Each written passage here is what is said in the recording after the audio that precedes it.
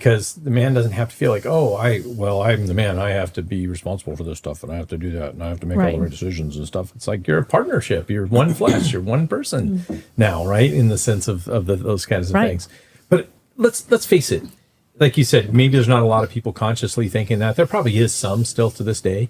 But history is wrought with the idea of men making women feel like they're lesser. Let's just be really honest and frank, okay? I mean, just completely, history is just full of that concept, right? Right. So much so that it's ingrained in us more than we would think, okay? We even now, when you might think, oh, I don't think that way or whatever else, I bet there are areas that you haven't really freed each other into just being completely equal in that sense, especially in godly things, right? Yeah.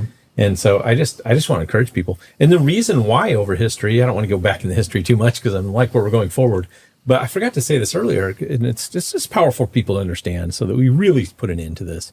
The reason people put women in a place of submission in the bad sense of the word, and they put authority over them, was basically to control them.